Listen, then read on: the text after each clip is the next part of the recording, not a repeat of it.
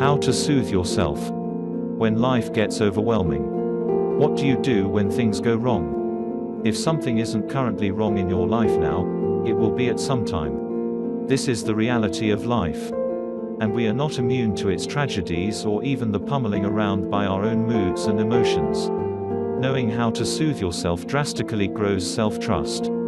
It lets you know that whatever arises, you can deal with it. It may not always look pretty or happen immediately, but it will not pound you into the ground and crush you. Soothing yourself is an easy skill, but it must be practiced. Otherwise, it will not be quick or as effective. When you are proficient in self-soothing practices, it literally switches off the flight, fight or freeze reaction. This is the response in your brain that produces cognitive and physiological changes. A racing heart, limited thinking, tension in the muscles, sweating hands, sleeplessness, restlessness and if not checked, panic, anxiety, and depression. A self-soothing practice brings you to a different level and quality of brain function. You can see the situation with distance and cope with the challenges far more productively.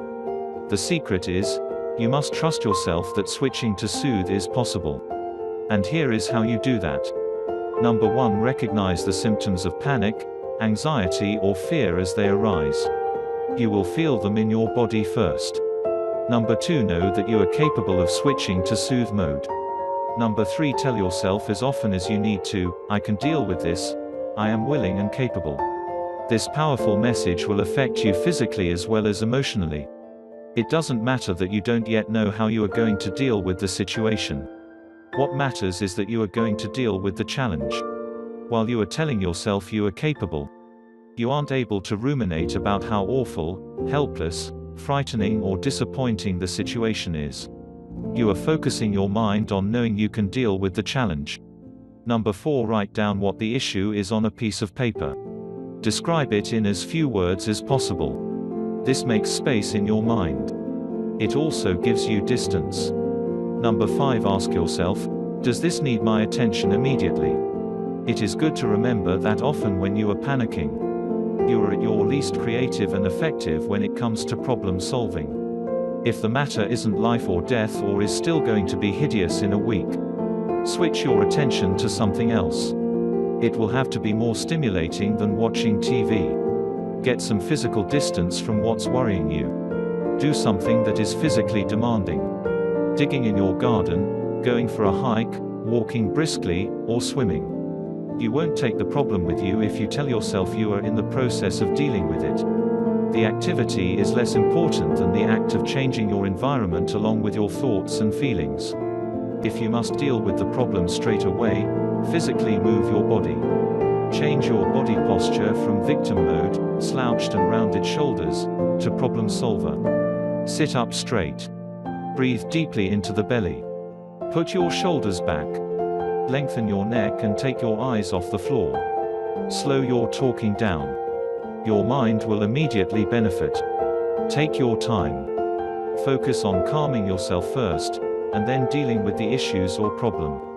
Number 6, if your mind keeps taking you back to the same issue, just repeat the same steps. I can deal with this. Writing down the problem. Switching your attention or doing something physically demanding. Calming your mind and readjusting your body posture. Don't get worried if you need to do this a few times. Boredom with repeating the same steps can be helpful. But what if you are feeling is a genuine emotion like sadness? Let yourself feel the emotion without any panic or self-blame.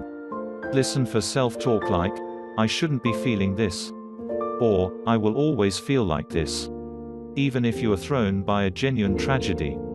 The individual stages of grief, such as rage and disbelief, will always eventually pass. Most of the time, we end up panicking about things that fall short of being tragic. It can be incredibly soothing to acknowledge this fact alone. Number 7, when you are feeling less distraught. Look at your piece of paper again. Do you see the problem or issue differently now? If so, write it out again with the changes. Number 8, now ask yourself, who is the wisest, brightest and kindest person I know? You don't need to know them personally. Once you have identified who that person is, Ask yourself, how would they deal with this?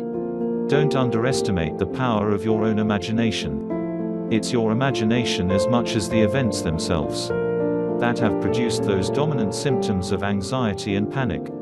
Harness that imagination to support you in seeing where your power lies and what needs to be done. Write down what you imagine their answer would be. The insights you are looking for will be helpful, kind, supportive, and manageable. Understand that some problems are not going to be solved, even in the long term. They may just have to be outlived. Recognizing the truth of that can also be soothing. Also notice how severe a problem looks and feels. When you are hungry, exhausted, overwhelmed, or already stressed from other challenges. Use your panic, fear, or anxiety as a red flag to pay more attention to your life as a whole. Then get your journal out and start writing. What do I need to do to be able to support myself through this? What would help me physically and emotionally to deal with this stress? Who could I talk to about this? Have I got through challenges like this before? What did I do? What worked, and what didn't work so well?